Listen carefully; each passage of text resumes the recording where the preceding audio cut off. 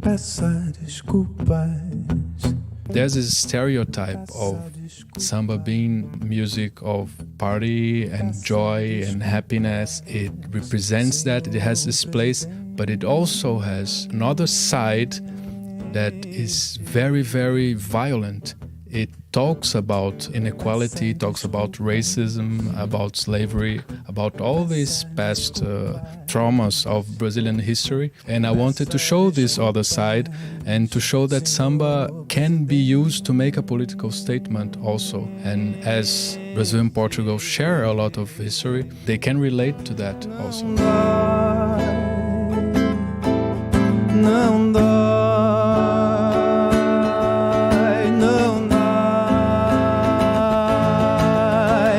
Sentes, peça desculpas, peça desculpas.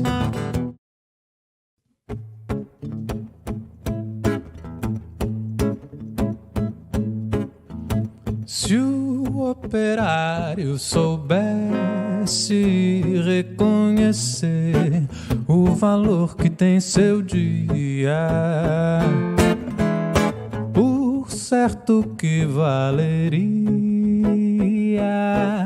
2 vezes mais o seu salário. Mas como não quer reconhecer, é ele escravo sem ser de qualquer usurário. Mas como não quer reconhecer, é ele escravo sem ser de qualquer usurário. Abafa-se a voz do oprimido com a dor e o gemido. Não se pode desabafar. Trabalho feito por minha mão, só encontrei exploração em todo lugar. Se o operário soubesse reconhecer o valor que tem seu dia, por certo que valeria 2 vezes mais o seu salário. Mas como não quer reconhecer, é ele escravo sem ser de qualquer usurário. Mas como não quer reconhecer, é ele escravo sem ser de qualquer usurário. Se o operário soubesse, se o operário soubesse, se o operário soubesse.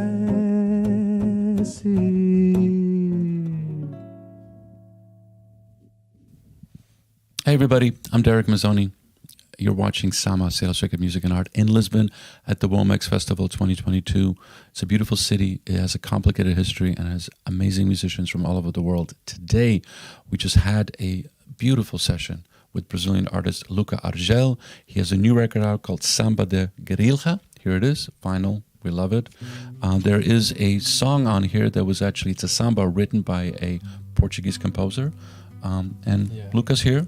Mike Steller is here. We've been covering a little bit of history, a little bit of culture, and a little bit of migrations. This is a time where there's a significant Brazilian population that's emigrating to different parts of the world, the United States being one of them, and obviously Portugal. You guys share the same language. But if I am in Portugal and I'm watching a Brazilian movie, would that movie be subtitled?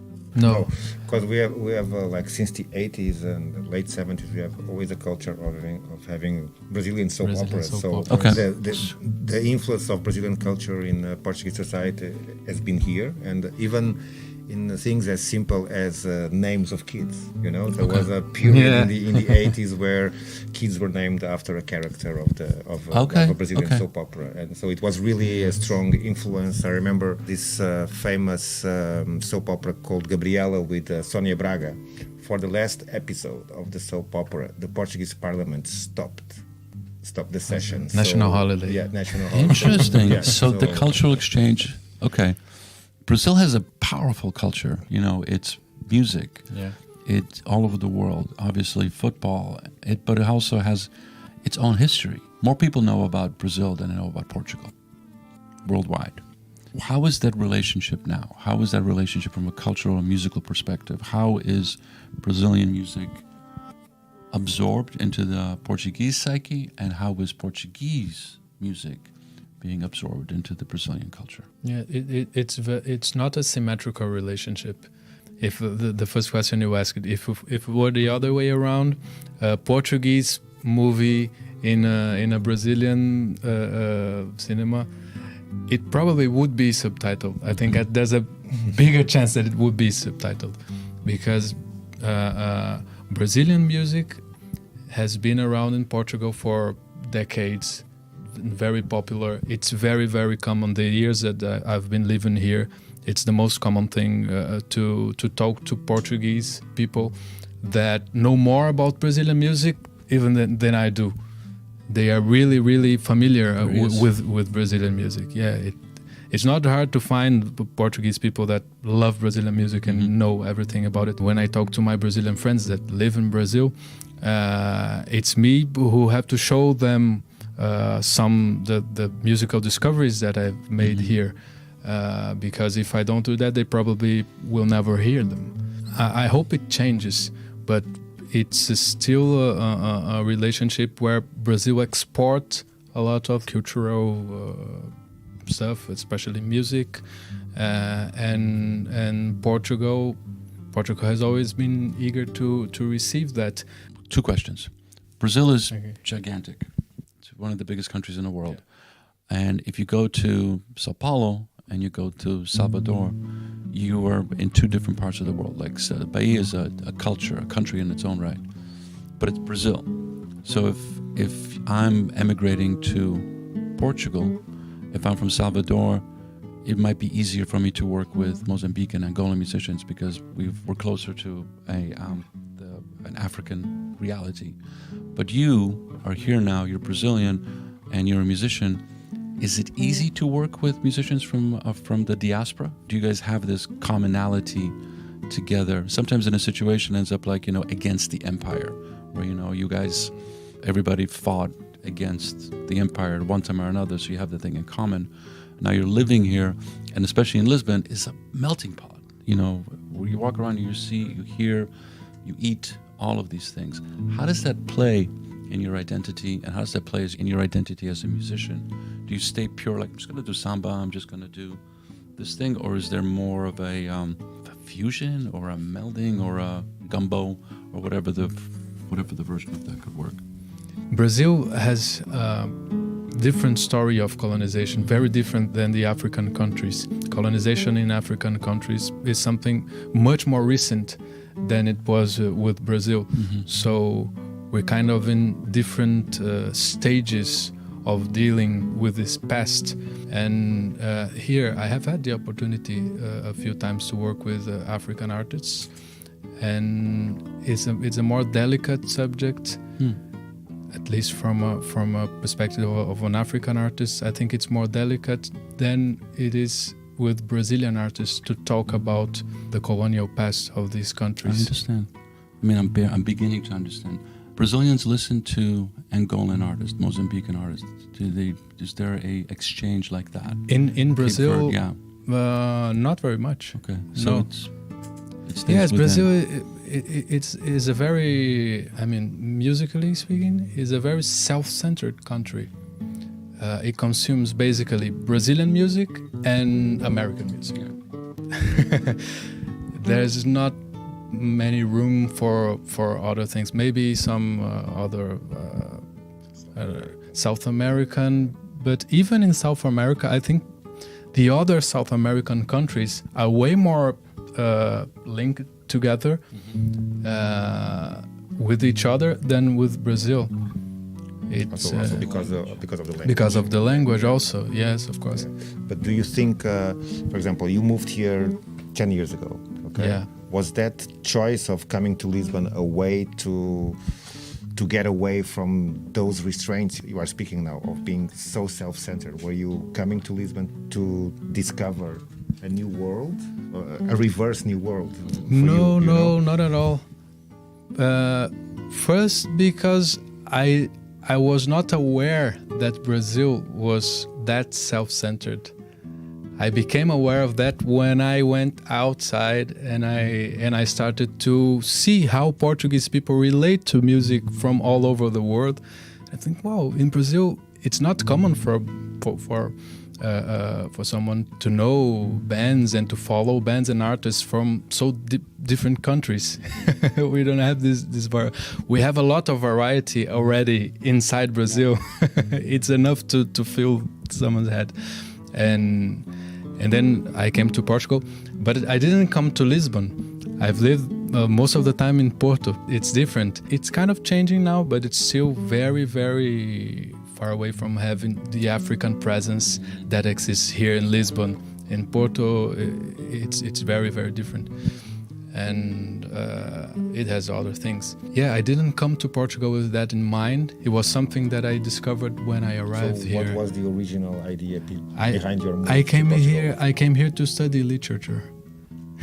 Yeah, I know. Music happened in the middle of the way. But now music is the main thing. Yes, definitely. Yes. And so this is an interesting story because it's also a story of transition. And it feels like we're a particular generation right now. We're in 2022. There is a generational shift that's happening all over the world. One generation is desperately holding on to power, and there's another generation that's just like, no, it's my time now. And, you don't give up power. It has to be taken away. Yeah. Power isn't just military. There's soft power. There's cultural power. And something like Lisbon, something like this country with its history and its blessing of having such diversity. Obviously, Porto's a different town. This is the capital. People are going to be here. This is where the business is. People go where they can make money and take care of their families. But there's something here that even the self-centeredness of any culture, that even speaks the same language, will fade because a whole other generation is coming in right now that doesn't have the baggage of the last generation. And I'm curious if I could just be tripping as a hippie, or I'm feeling like with the reality of Brazil, where as soon as you come to Brazil, from wherever you come from, like, I grew up in Poland. My Polish friends who live in Brazil aren't Polish, they're Brazilian. And that's the same with any culture that I know. As soon as you move to Brazil, you become Brazilian. That's kind of like a future for the world, That's like, it doesn't matter anymore, you're human.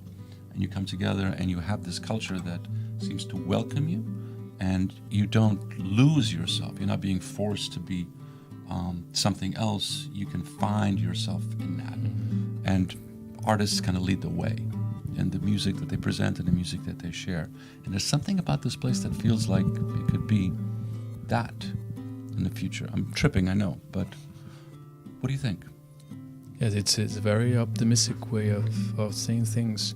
I'm not so sure that this new generation is going. I really hope it does, but I'm not sure if it will be able to shift mentalities, to shift consciousness. Yes, because I see a lot of very, very interesting young people thinking in very interesting ways and doing very interesting stuff. But I don't know if they're the majority of this generation. I'm not sure if they represent most of these younger generations, because I also see very young people saying very, very stupid and sad things. And, and there's a lot of them also. So it's going to be a struggle to achieve. I think we have the ingredients to achieve this reality, this I don't know. this Is ideal that relation. why you did this record called Samba de Guerrilla, about this struggle? What are you trying to communicate? Where does it come from? You know, is it from your own reality here? Are you talking to Brazil about the situation that is happening now there? Where does this record come from? It comes from a lot of places, but one of them probably is my desire to show samba not only as a musical genre, but also as a political statement. Because there's a stereotype with samba, and samba kind of represents Brazilian music. It's like an influenced everything else, and there's this stereotype of samba being music of party and joy and happiness. It represents that. It has this place, but it also has another side that is very, very violent. It talks about inequality, talks about racism, about slavery, about all these past traumas of Brazilian history. And this side of the story is often ignored by most of the people. When I talk about samba here in Portugal, it's carnival, it's party. And I wanted to show this other side and to show that samba can be used to make a political statement also, and about society in general. And as Brazil and Portugal share a lot of history, it rings a bell here. They can relate to that also. That's exactly why I opened this record, this album, with a samba that has a highly political message and was written by a Portuguese man that immigrated to Brazil. And he used to write fado and started to write samba when he arrived in Brazil in the early 20th century. And it's a call to Portuguese also, like, pay attention to our history and try to listen beyond the stereotypes. So samba is, to many people, the most important music in Brazil. Fado and samba, how did they come together? They come together in a way because fado comes from the Portuguese king escaping to Brazil during the French invasion in the 19th century. Okay, so he took all the court to Brazil and brought the chamber music of Europe. When it gets to Brazil, it starts to miscegenate with the local music. You know, talking of samba, they all come from the same musical tree.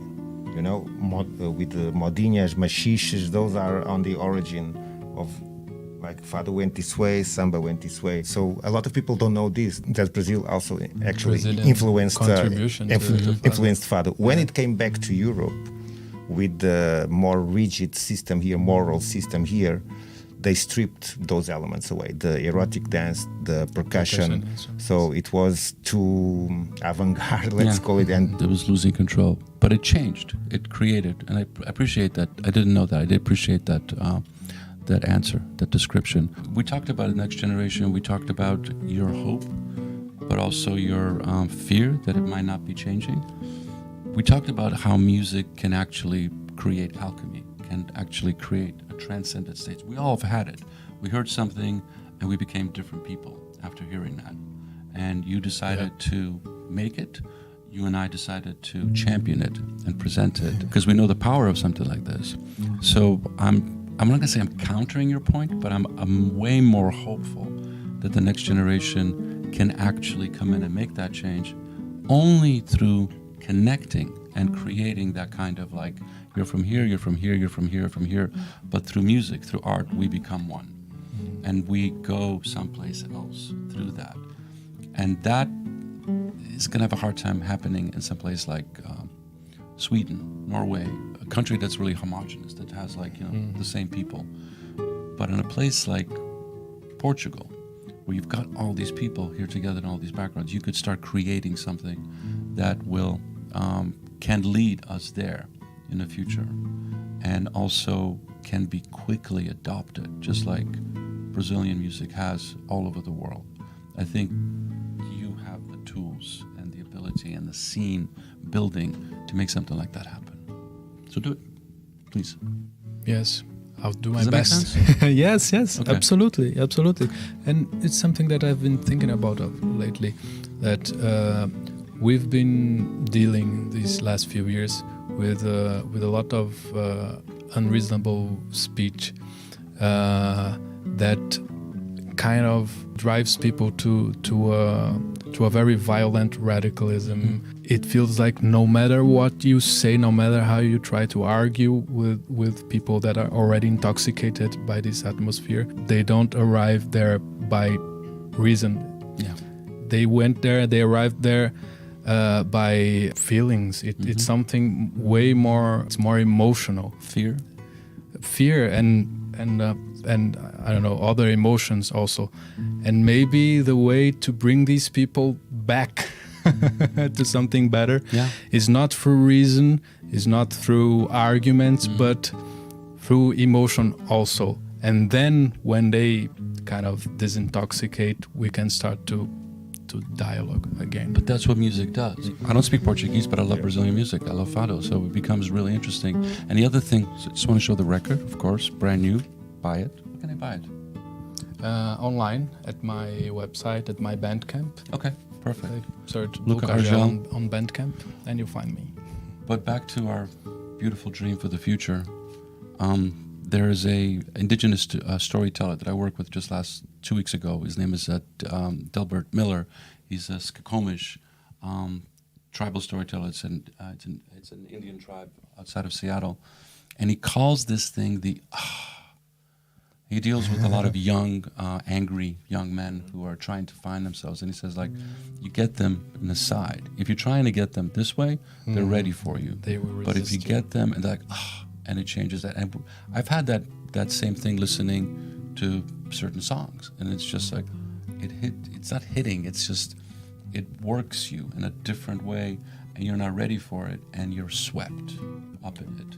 And you change. And the things that I'm hearing here, and the things that you showed me and the things that opened up a whole bunch of stuff, it feels like this place has insane amount of potential, more than I expected when I got here.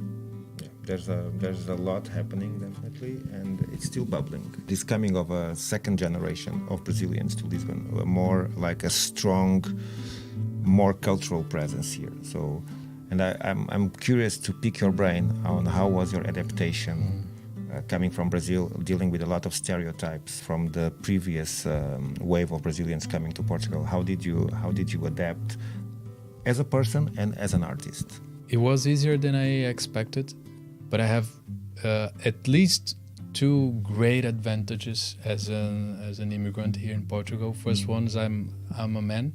Second one, I'm white. It helps a lot when we arrive. For me, it was always, because I was always inside music. I was always playing outside, and people knew me through music. So when they meet me, they already knew, oh, that's the guy that sings samba and plays in samba groups.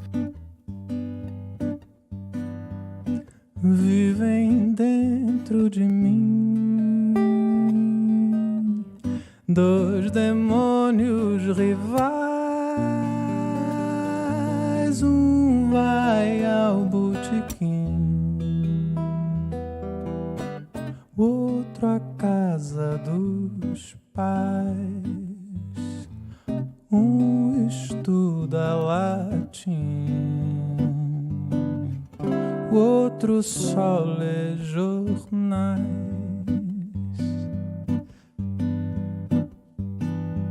Quando o dia é ruim, quando encontro revés, começa motim, o outro limpa o convés, amarra minhas mãos,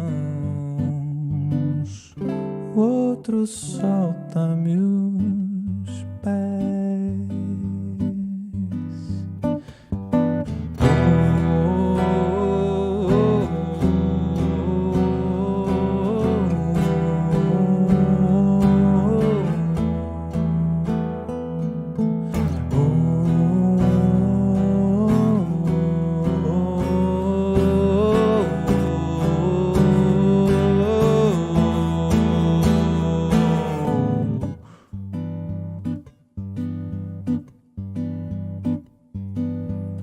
como os vou separar? Se tem vozes iguais, um é o fundo do mar, o outro é beira do cais. Um nem quer começar, outro quer 10 finais.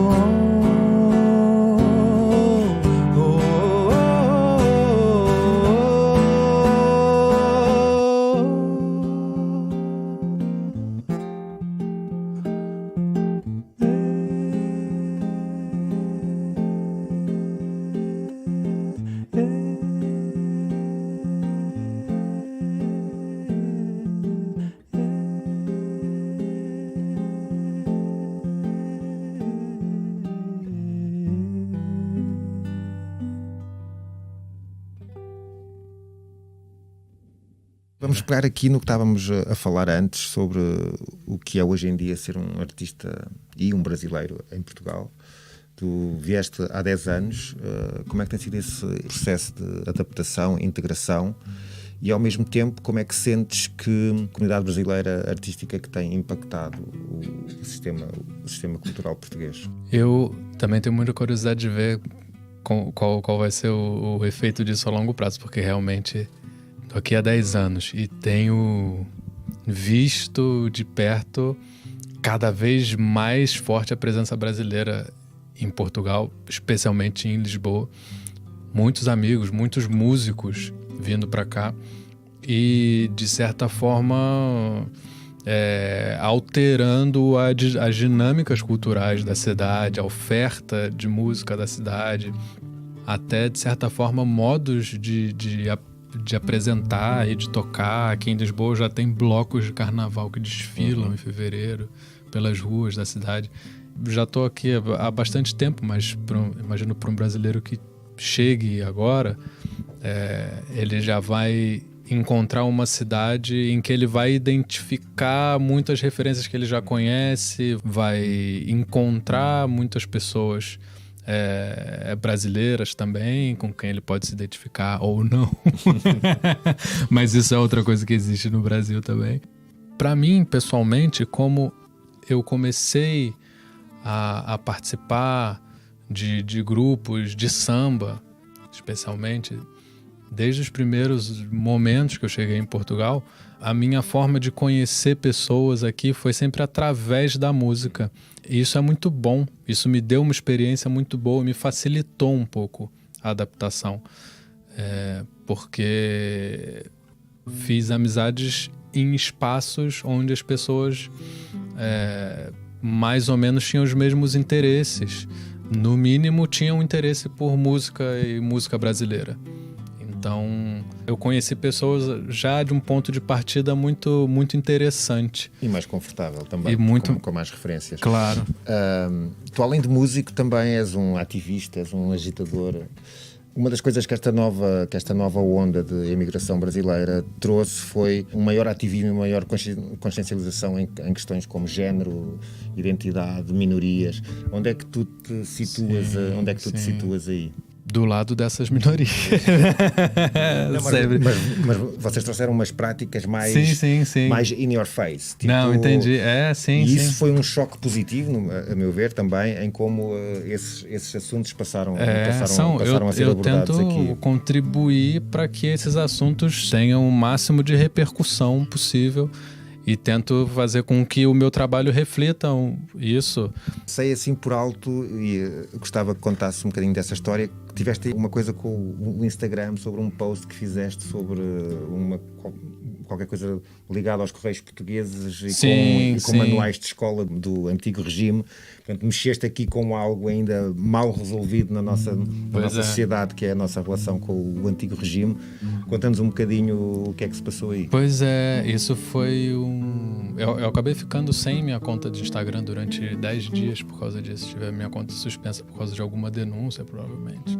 Ou de comentários de ódio que apareceram no post, e eu ainda meio na inocência, não bloqueei, nem apaguei, deixei a coisa rolar solta e não deu muito certo. Mas basicamente, a história muito resumida foi que eu me dei conta um dia, indo aos Correios. Tive uma altura no início de 2021 que eu ia muito aos Correios, às vezes mais uma vez por semana, para fazer envios de discos, porque eu tinha acabado de lançar o Samba de Guerrilha. E reparei que nos Correios eles vendiam livros escolares do Estado Novo, junto com outros livros escolares recentes. E eu não tenho particularmente nada contra serem vendidos os livros, mas aquilo estava muito mal contextualizado na loja do CTT ali, junto com outros livros. Primeiro porque aquele tipo de conteúdo não devia estar junto com livros escolares que são usados hoje em dia. Devia estar numa parte, sei lá, de história, memorabilia, alguma coisa desse tipo. Depois, porque são livros que foram impressos recentemente, são livros novos, foram impressos, sei lá, há poucos anos, mas eles não foram reeditados. Então, todas as informações equivocadas, desatualizadas que estão mesmo naqueles livros, não estão contextualizadas, não tem nenhuma nota, não tem uma introdução. Como brasileiro, o que é que te levou a agir?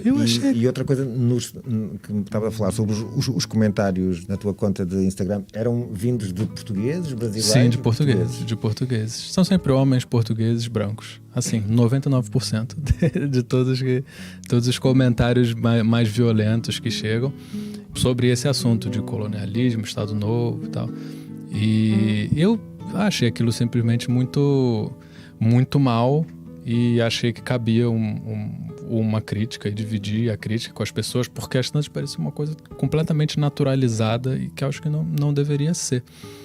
E tive essa experiência, acho que foi a primeira vez que eu tive uma experiência assim mais violenta. Em que sentiste na pele o facto de seres brasileiro e estás a mexer com... Em que o ser brasileiro imigrante é uma coisa que é usada como uma ofensa, né? E isso eu já tinha testemunhado situações assim em Portugal, mas elas nunca tinham sido diretamente comigo. E dessa vez foi, e é uma loucura, é muito pesado. E é aquilo que estava falando aqui mais cedo, não é um tipo de discurso que você consiga ter um diálogo razoável com a pessoa. Depois já fiz recentemente outro vídeo mais ou menos nessa mesma linha. Não são vídeos agressivos e nem são vídeos muito, muito carregados de emoção, de indignação. São vídeos mais de argumentação, em que eu vou me informar, eu pesquiso. Eu vi essa coisa dos livros CTT, eu fui procurar a editora, e tinha uma morada de uma editora que já não existe mais, mas eu fui procurar para mostrar para as pessoas, olha, é assim, acho que não está certo por causa disso. Mas com esses comentários violentos, comentários de ódio, comentários xenófobos, parece que as pessoas, elas simplesmente percebem mais ou menos que você está fazendo uma crítica a Portugal de uma forma muito generalizada. E ficam ofendidas. E pronto, e acabou. Não tem nenhuma complexidade. E você, por mais que tente, você não consegue explicar aquela pessoa porque ela está cega de ódio. É triste, mas eu acho que não é por isso que a gente tem que deixar de continuar falando. É um bocado ver o que está debaixo da carpete. E como disse, acho que a comunidade brasileira, na maneira como se tem integrado aqui, tem ido mais de frente contra esse tipo de assuntos e tem uma maneira diferente de estar, e acho que é super positivo. Sim, tem tornado isso mais público, né? mais aparente no debate público. Na parte de abusos também, e na questão de género também, portanto acho que é super válido a vossa presença aqui. Sim. Deixa as coisas como elas estão, o dinheiro do gás debaixo do prato e a água do gato no canto da sala, onde ele prefere, e a gente também. Chego à sexta no último trem e te trago tabaco, jornais e sabão, e eu que nunca te peço nada, só me faço um favor em retribuição. Quando eu morrer, não vá ao enterro, não acenda a vela, só nós que sabemos da nossa novela e vão estranhar a tua tristeza. Não fique de luto, nem vá levar flores à sepultura. Ninguém mais conhece a nossa aventura e alguém vai pedir uma satisfação. Deixa as coisas como elas estão, a moringa de barro atrás da fruteira e a lista da feira faltando as bananas, que nos fins de semana o menino não vem. Deixo 5 de 20, levo uma de 100. Quando saio segunda, sem você perceber, deixo a casa em silêncio, coração partido. No bilhete um pedido que eu vou lhe fazer. Quando eu morrer, não vá ao enterro, não acenda a vela, só nós que sabemos da nossa novela e vão estranhar a tua tristeza. Por gentileza, não vá levar flores à sepultura. Ninguém mais conhece a nossa aventura e alguém vai pedir-lhe uma satisfação. Deixe as coisas como elas estão.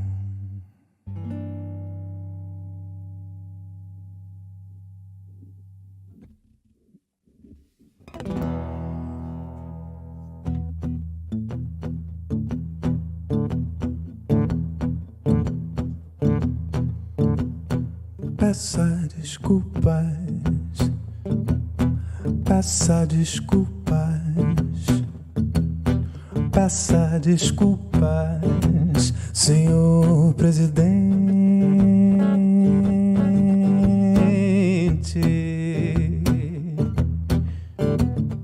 Peça desculpas, peça desculpas, peça desculpas, senhor presidente.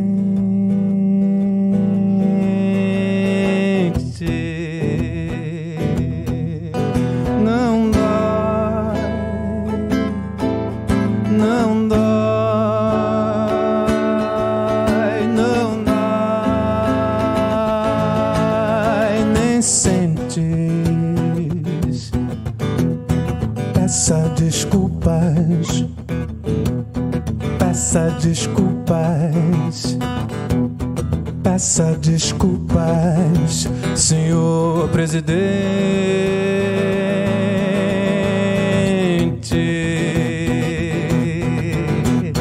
Peça desculpas. Obrigado por tudo. Obrigado, Estamos Miguel. bem e até à próxima, ok? Obrigado pelo convite. Luca Argel, Mike Steller on Sama, Sail Circuit Music and Art in Lisbon and Womex. Thank you for your time. Please subscribe, tell your friends so we can continue doing these great interviews, and most importantly, share the music and make the world a better place. Não dói, não dói, nem sente.